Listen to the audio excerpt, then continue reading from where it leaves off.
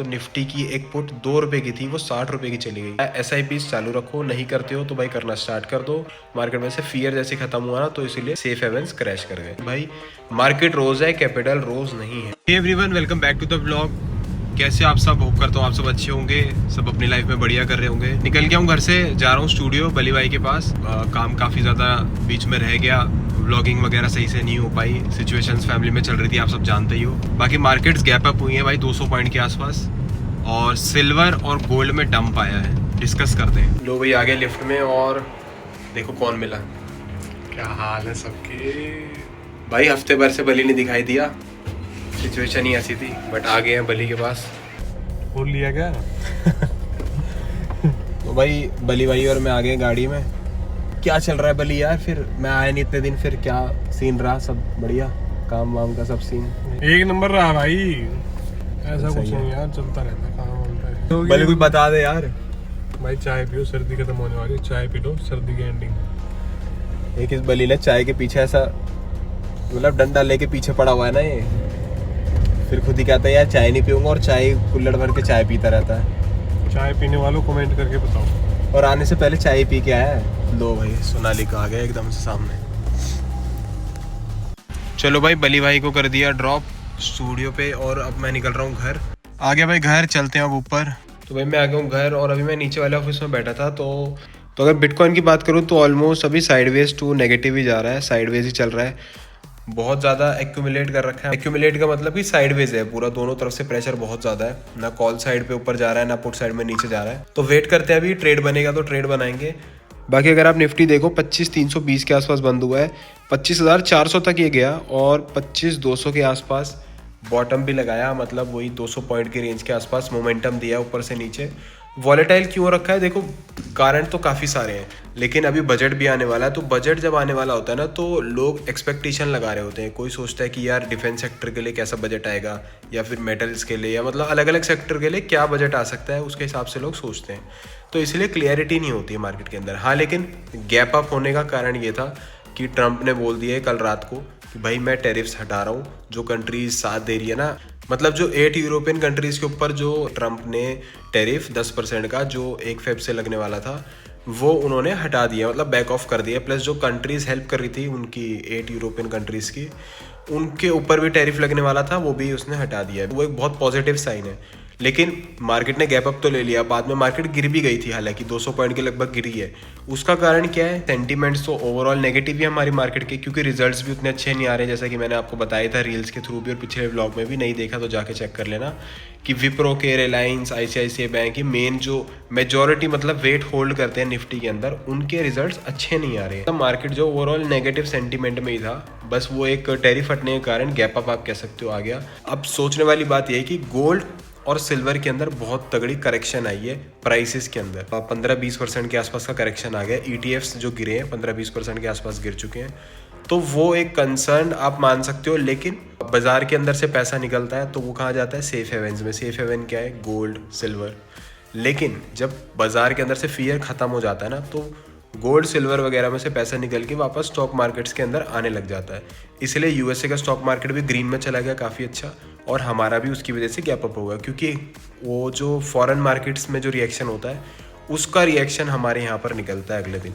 मतलब सुबह Nifty gap up या गैप डाउन होता है। रात को ही गिफ्ट निफ्टी ने मतलब इशारा दे दिया था कि कल गैप अप होने वाला है। अभी बहुत वॉलेटाइल वीक है, तो इस वीक निफ्टी का ट्रेड तो भाई नॉन डायरेक्शनल नहीं बना रहे हम इस वीक, मतलब निफ्टी से रेस्ट पे है। बिटकॉइन में बनाएंगे ट्रेड। बिटकॉइन में क्या है ना, जो ग्लोबल सेंटीमेंट्स की वजह से ना सेटअप काम तो करता है, बट कभी कभी क्या हो रहा है कि प्राइस एक्शन अचानक से चेंज हो रहा है, वॉल्यूम अचानक से आ रही है और प्राइस एक्शन चेंज हो जाता है, क्योंकि उसमें हम डायरेक्शनल करते हैं। तो हमें एक डायरेक्शन मिलना बहुत ज़रूरी है। अब वो डायरेक्शन हम पकड़ते हैं, लेकिन फिर कभी कभी क्या होता है कि वो डायरेक्शन हमारे फेवर में नहीं जाता, तो हम फिर स्टॉप लॉस लेके बाहर हो जाते हैं, रिस्क मैनेजमेंट के साथ बाहर हो जाते हैं, क्योंकि हमें पता है हम अगली ट्रेड में या उसके अगले ट्रेड में एडजस्टमेंट के साथ भी हम उससे ज़्यादा ही निकाल लेंगे ट्रेड में से। तो टेंशन की कोई ऐसा बात नहीं है। ज़रूरी नहीं है आपको हर वक्त ट्रेड करना ज़रूरी है। अच्छे ट्रेड्स करो, नहीं सेटअप बन रहा ट्रेड मत करो, चाहे इंडियन मार्केट हो चाहे फॉरेन मार्केट हो, क्रिप्टो वगैरह कहीं पे भी आप कर दो, रिस्क मैनेजमेंट से चलो। और ज़रूरी नहीं है कि हर वक्त ट्रेड बनाना है, क्योंकि भाई मार्केट रोज़ है, कैपिटल रोज़ नहीं है।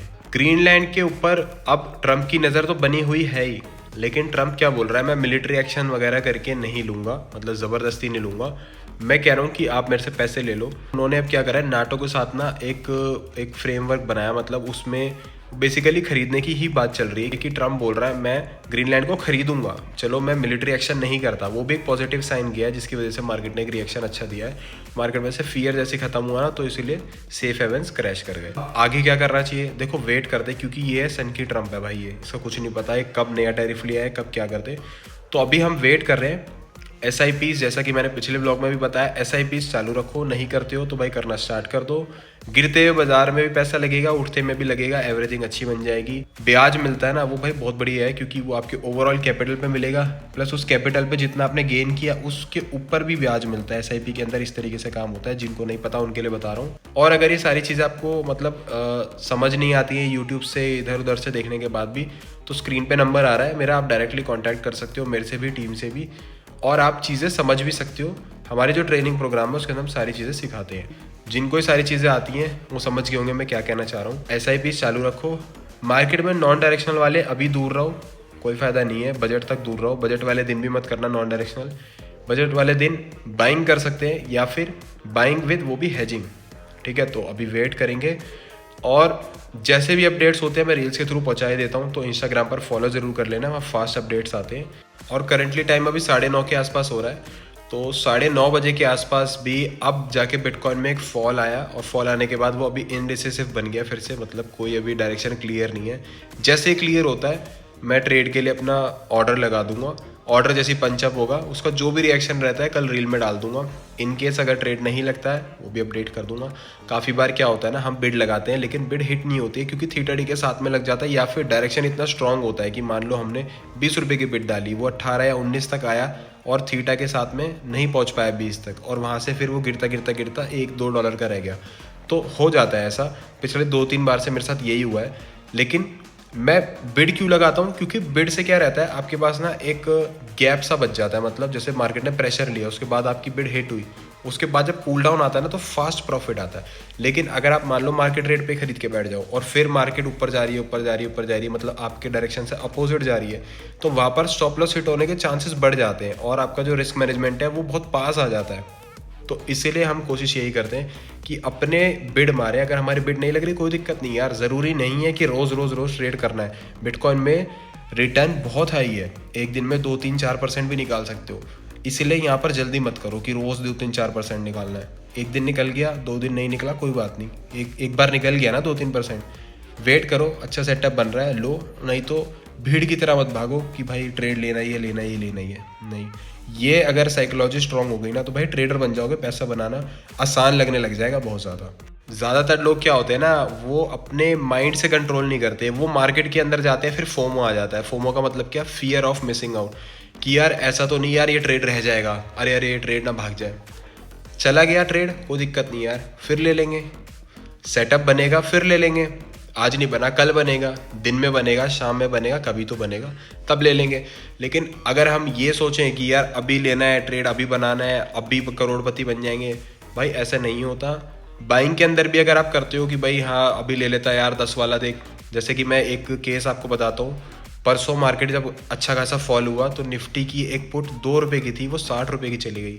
लोग कहने लग गए यार मैंने इसमें लगा दिए होते ना, इसमें लगा दिए होते 2 लाख रुपए, तो आज मेरे पास इतना पैसा बन जाता। लेकिन वो तुक्का है, वो रोज़ रोज़ नहीं है। अब आप वो तुक्का अगर मारोगे, एक दिन चलेगा, दूसरे दिन वो तुक्का नहीं चला, तो आपका कैपिटल क्या होगा, धीरे धीरे धीरे करके वो पैसा सारा साफ हो जाएगा। तो साइकोलॉजिकली भाई स्ट्रांग होना बहुत ज़रूरी है। साइकोलॉजी अगर आपकी स्ट्रांग होगी, आप मार्केट के अंदर भाई आराम से पैसा बना सकते हो। लेकिन साइकोलॉजी मजबूत करनी बहुत ज़रूरी है। साइकोलॉजी कब मजबूत होगी, जब अपने सेटअप पर रहोगे, ज़्यादा इधर उधर का नहीं देखोगे, फोमो में नहीं आओगे, और लोगों को कॉपी मत करो। अपना सेटअप जो सीखा है उस पर काम करते रहो, भाई तुम्हें सक्सेसफुल होने से कोई नहीं रोक सकता। फिर होप करता हूँ आपको ये सारी इन्फॉर्मेशन अच्छी लग रही होगी। अच्छी लग रही है तो वीडियो को लाइक, शेयर और चैनल को सब्सक्राइब कर लेना। इंस्टाग्राम पर फॉलो कर लेना, वहाँ पर फास्ट अपडेट्स आते रहते हैं। व्लॉग अगले दिन आता है सुबह 7 बजे। तो इन्हीं चीज़ों के साथ में आज के व्लॉग को यहीं पे एंड करते हैं। इसी तरीके से प्यार बनाए रखो, व्लॉग्स को देखते रहो। मैं होप करता हूँ आपको मज़ा आ रहा होगा, चीज़ें समझ रही हो धीरे धीरे करके। मैं आपको जो चीज़ें बता रहा हूँ, जो चीज़ें समझाने की कोशिश करता हूँ, आप समझ पा रहे होंगे। तो इसी तरीके से भाई प्यार बनाए रखो। मिलता हूँ आपसे नेक्स्ट व्लॉग में। Till then bye bye.